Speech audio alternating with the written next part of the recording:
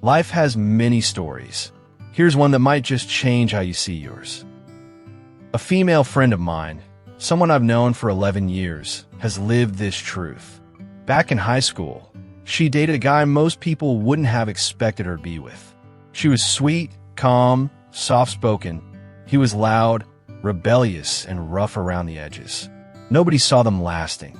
And when they eventually broke up 3 years later, it wasn't shocking.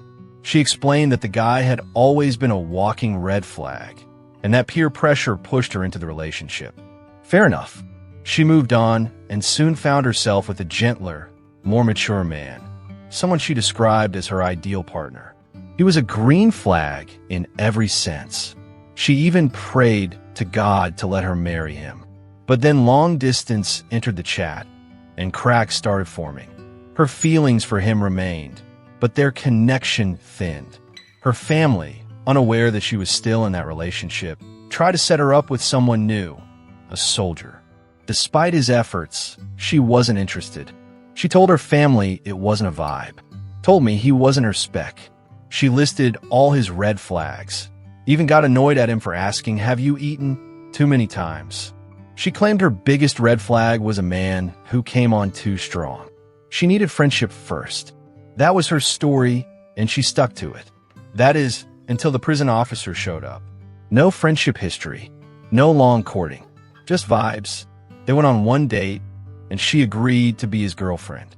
All her red flags? Gone. The slow burn love she preached? Forgotten. Within a week, she broke up with her long-distance lover, the same one she had once prayed to marry. Her new justification? Financial stability. She said the prison officer was better off economically. You see the pattern? Her values shifted. The same woman who once wanted emotional connection now prioritized security. And maybe she wasn't lying before. Maybe she truly loved both previous partners.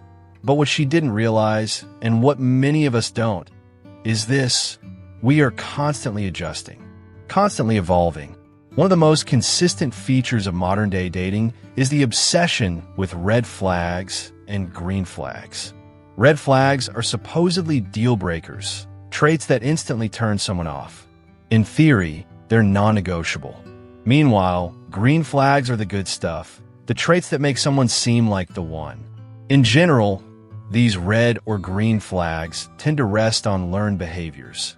How someone talks, how emotionally intelligent they are, how they carry themselves in public, even how they dress. But then come the more questionable factors: height, body type, sex appeal, income, traits that are more superficial but still often cited. And while these preferences may sound condescending, somehow the people who express them get a pass. We accept it as their right to have a type, and we move on, believing we, too, deserve love for who we are, not for how we match someone else's list. Still, if everyone is walking around with their flags in hand, carefully curated lists of what they will and won't tolerate, shouldn't everyone be ending up with the partners who match those ideals perfectly? You'd think so. That's the whole point of the list, right? To filter out what doesn't serve you and attract what does. But reality? Reality tells a much messier, more ironic story. The very people who swear they'd never date someone without emotional intelligence often find themselves justifying emotional unavailability.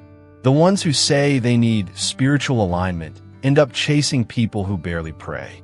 It's like our lists get blurry when real emotions show up. And that contradiction exposes something deeper. That attraction often has nothing to do with intention and everything to do with impact. We're not usually drawn to what we think is good for us.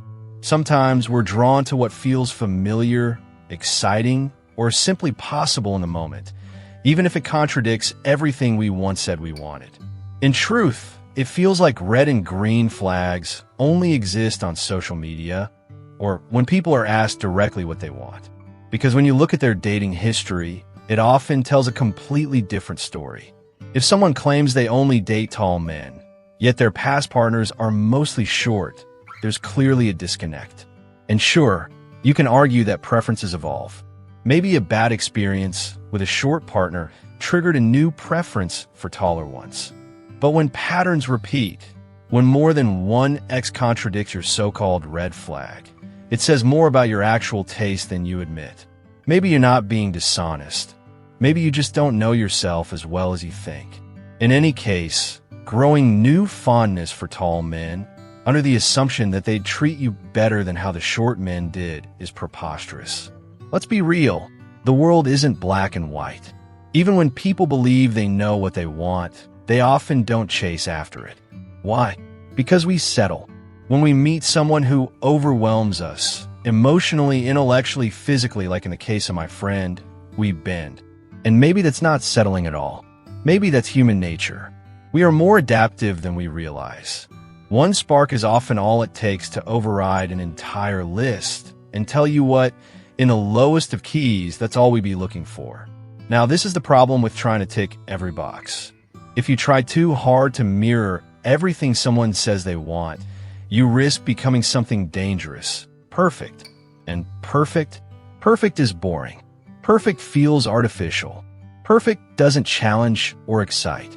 It doesn't stir emotion, doesn't ignite curiosity, and certainly doesn't create the kind of tension that keeps people coming back. Ticking all boxes might make you the ideal partner on Partner, but not necessarily the desired one in real life. I once saw this post circulating online about a woman who had just come back from a date.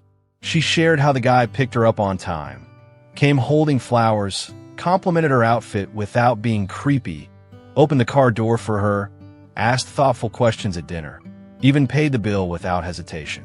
On paper, this man was a walking green flag, the kind of guy you'd expect any woman to fall for. But then came the twist. She captioned her post, "Sweetest guy I've met, but hands down the most boring date I've ever been on." And the comments? Full of agreement. Women chiming and saying things like, "Same, I went on a date like that once. He was too nice," or "He didn't do anything wrong, but there was just no spark." It was as if being emotionally available, respectful, and thoughtful had somehow made the guy invisible. You see the paradox? The very things women claim they want are the same reasons they feel nothing. Now, how do you explain that? It's never about finding someone who ticks every box. It's about meeting someone who captivates us despite their flaws. Someone who shakes our expectations. Someone who doesn't need to fit the mold, because their presence reshapes the mold itself. When someone truly wows you, you find ways to accommodate who they are. Their traits become part of your new preference. You update your list, not because they meet your ideals, but because they redefine them. This is why real green flags and red flags should, in my opinion, be born only from experience, not fantasy. What we claim to like or dislike, absent of lived experience, doesn't hold much weight. In fact, most of what we say we want is fantasy. It's aspirational, not real. Most of us don't know ourselves that well. That's why when the right person shows up, even if they contradict everything we swore by, we freeze. We adjust. We say yes. We grow into new preferences we didn't even know we had. My friend used to swear that she could never say yes to a proposal without a foundation of friendship. But when the prison officer proposed to her after just a few days, she was stunned. Not because she didn't expect it, but because she couldn't say no. And the man? He's no saint. If anything, he's got his own share of red flags. But she's been with him for over a year now. They're even planning to get married. So what's the point? Have your red flags. Have your green flags. Dream. Fantasize. Build your lists. But don't let them become walls that block you from something real. Because people don't always fall for what they say they want. They fall for what moves them. And when you show up with enough presence, intention, and emotional impact, you don't need to tick every box. You become the box.